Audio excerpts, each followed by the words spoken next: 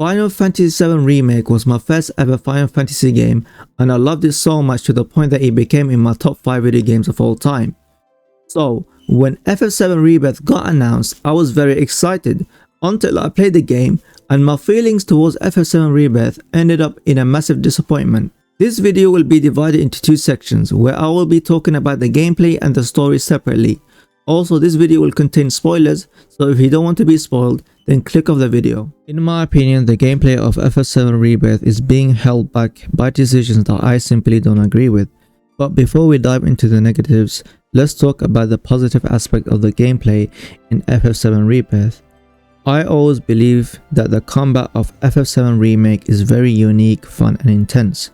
It combines the action elements of a video game with an element of strategy, which create these exciting fights where you use these badass anime-esque moves while also keeping in mind when to heal your party or use spells that can exploit your enemy's weaknesses. And I am very happy to inform you that FF7 Rebirth improves on the formula by adding party synergies which have bonuses such as increasing your limit gauge, reduce the cost of your spell to 0 and add more ATB charge to your party. Also, more special materia and summons have been added to the game, which is good because it really does add a lot of variety in terms of party builds. The skill tree, while not perfect since it has a lot of useless stat buffs, it does however allow you to have more synergies and different limit moves, which is always a welcome addition. Now let's talk about the open world element of FF7 Rebirth. It's bad. Now before you type anything in the comment section, please let me explain myself. My problem with the open world of FF7 Rebirth is that it pretends to have the player's freedom and interest when in reality it's very restrictive. What I mean is that in order to reach a specific tower in the Gongaga region, you have to follow a narrow path with your chocobo to get to your objective, because for some reason Cloud cannot bounce on a silly mushroom. Another example is the Cosmo Canyon region, where you have to fly at a certain angle to reach one of the towers. The game simply doesn't allow multiple pathfindings to reach the same objective. Not only that, but traversing around the area feels very clunky and anticlimactic because you can't for some reason climb a 5-foot rock. Also, there's lack of visual variety when it comes to these regions since all of them share the same aesthetic, which consists of rocks, mountains and grass. Mini games are everywhere in this game. There are mini games in the side quests, in the world intel objectives and in the main campaign. And to be honest with you, I hate it. I find it to be too egregious and I think they affect the game in so many ways. Now some people may respond to this by saying you don't have to do them since they are optional. And my response to that is,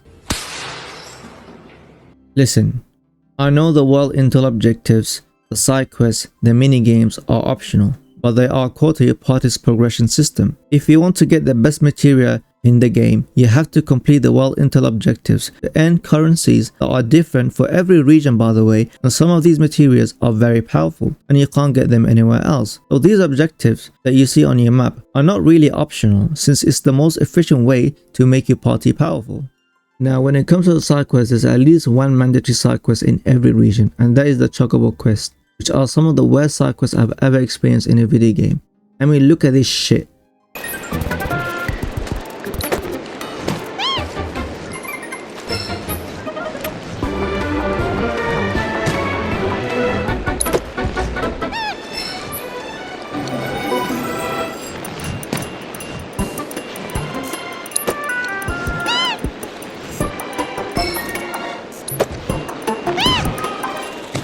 Anyway, some of these side quests contains a lot of skill points and weapons that could make your party powerful. Again, these side quests are a core part of making your characters powerful. The same goes to the mini games since they also contain weapons and skill points for your party. So realistically, they're not really optional. My problem with these optional stuff is that they ruin the pacing of the game. You'll probably wonder, how can they ruin the pacing of the game? And my answer to that is because the main story missions, which are not optional by the way, also contain minigames in them. Now I understand the purpose of these minigames, which is to provide a cooldown time for the player after finishing a thrilling and intense mission, which is cool because I don't think having back-to-back action is necessarily a good thing. However, I don't think it worked as intended. Let me give you an example. I just finished chapter 3 after having an intense battle with the Turks, and after I head to the Junan region, when I reach the open world part of Junan, I am free to have my cooldown moment at any time. So what do? I start a proto relic quest, which contains another boring minigame. At this point, I am fine with the minigames since I am assuming that the story missions will pump my excitement up again. So after I have my cooldown moment, I start the main quest by fighting the monster near the seaport, and it was a decent fight. However, we get introduced to another minigame.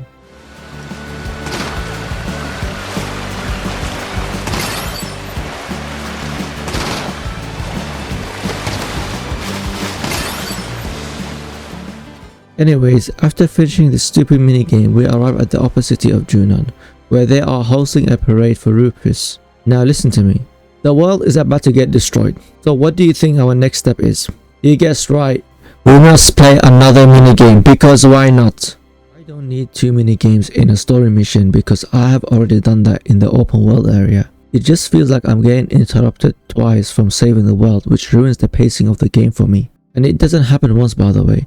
It also happens when you arrive at Costa del Sol and the Gold Sorcerer. And speaking of the Gold Sorcerer, it is a great hub for distractions. However, by the time I reached it, I was already bent out because there were just too many games prior to that, unfortunately. My conclusion for this gameplay segment is that I love the game when I'm fighting these bombastic bosses, especially the summons and the special fiends.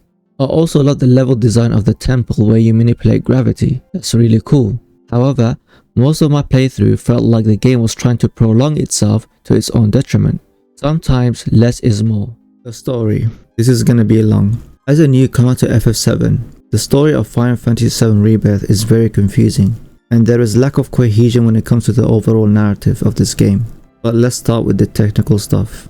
I believe the voice acting and the facial animation is premium quality. I mean, you can feel a lot of their personalities oozing out of these characters. And speaking of the music, listen to this. Good luck.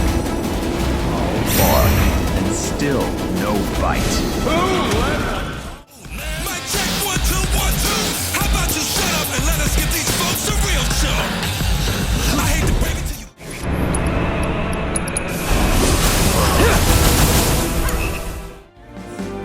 Till the day that we meet again, we're away. Every soundtrack feels like it was meant to be engraved in this game. The game simply has one of the best soundtracks in all of the video games I have played so far.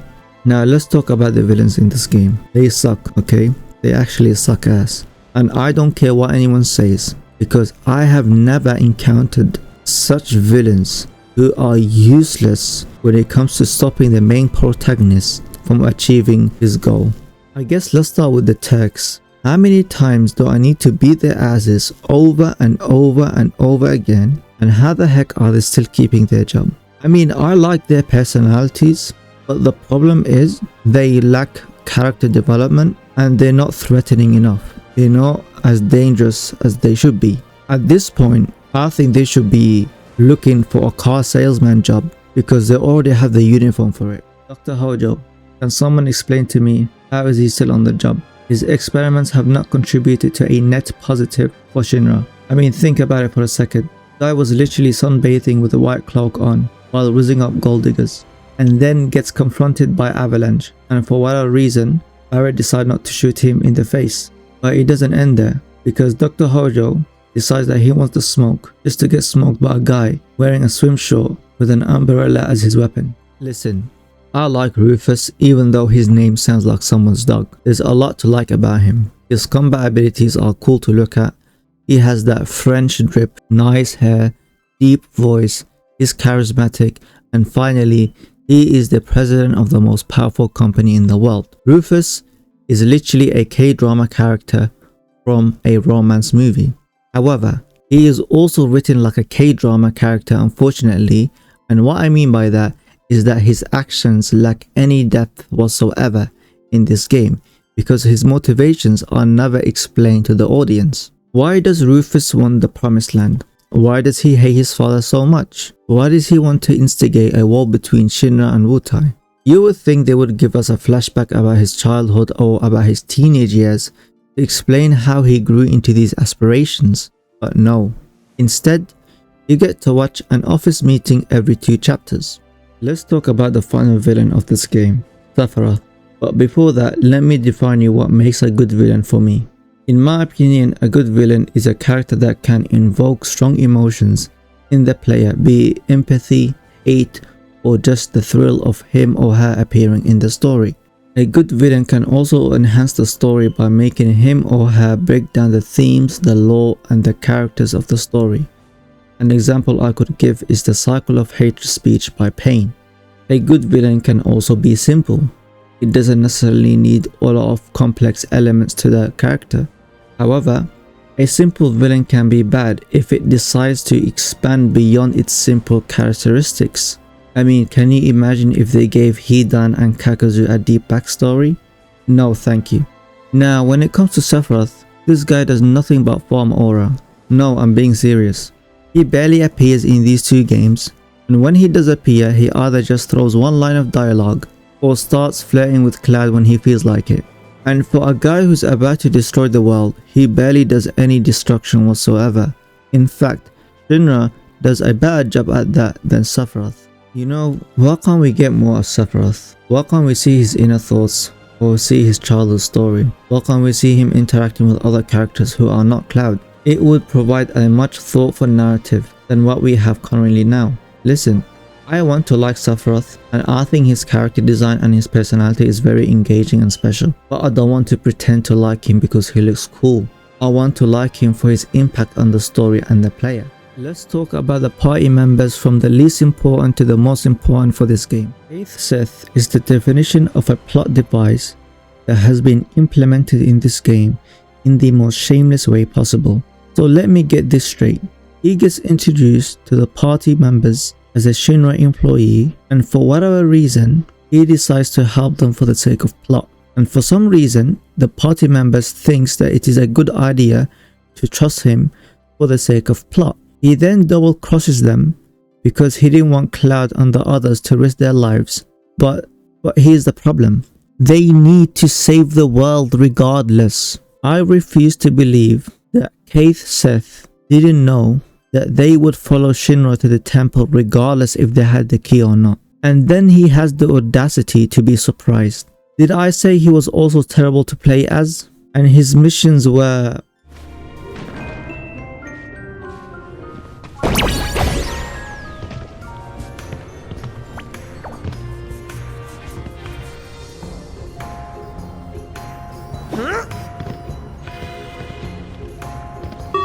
Whatever, man.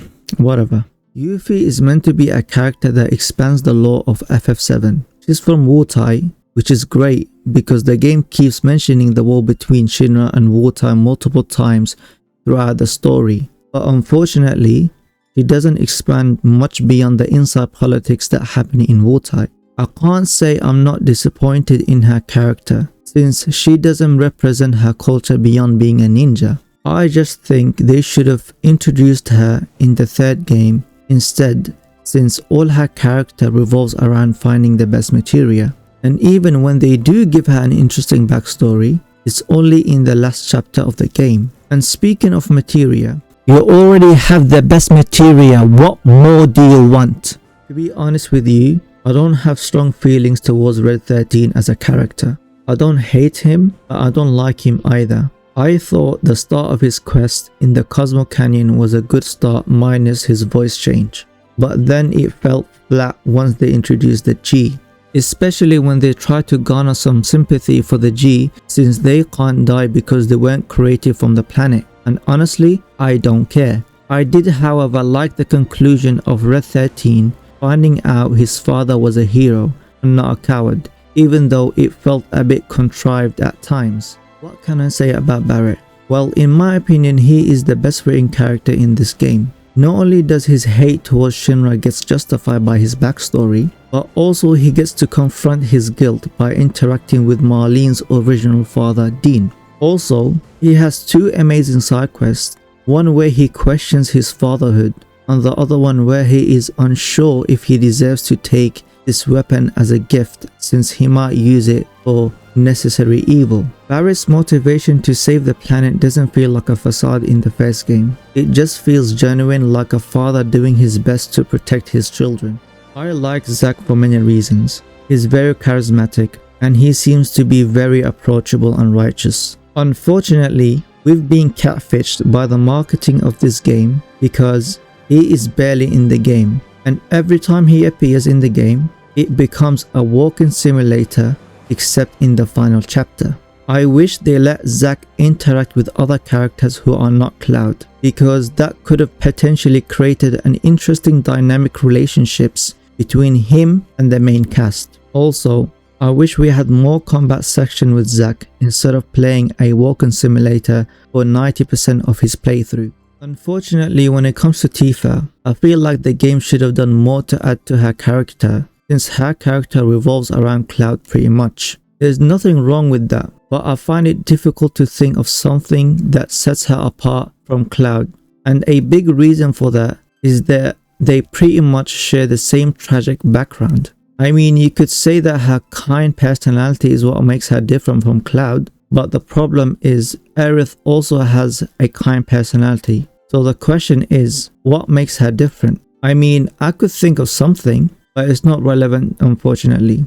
But hey, Tifa over Aerith any day. I feel like Aerith is a character who's meant to fight against her fate, but it feels like she's been forced into one direction the whole time. And part of that is because she is a Citra, the chosen one, and the one that could save the world. I wish the game explored more on her selfish desires, and to be fair, they did some of that in the Cosmo Canyon. But it feels like the speech she gave in the Cosmo Canyon was more about her fears than her selfish desires. Fortunately, they did a great job foreshadowing her death in her theater performance. However, because of this multi-universe thing, it did take out the sting of her death a little bit, since we can assume there's multiple Aerith in this multiverse. I'm a bit conflicted when it comes to Cloud. On one hand, I like his badass moments, and on the other hand, I dislike how inconsistent his character is.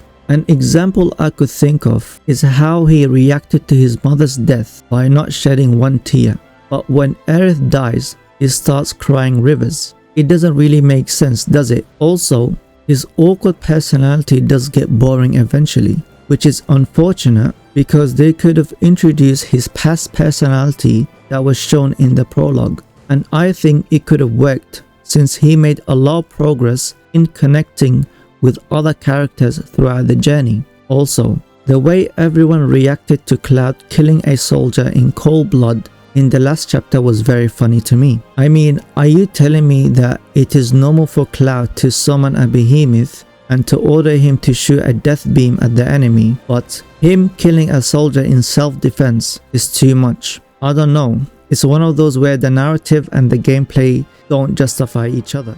As a newcomer, FF7 Rebirth doesn't seem to be very cohesive, and it relies too much on you playing the original FF7 and FF7 Crisis to get more out of the narrative, and the lack of cohesion extends to the gameplay as well, especially with the intel missions. I mean, why do you have to play a mini game to get a summon when I would have much preferred to explore and fight these summons in real time instead? There is so much filler in the gameplay and the narrative of FF7 Rebirth, and honestly, I'm not looking forward to the next game unfortunately. Anyways, thank you for watching, and I hope you have a great day.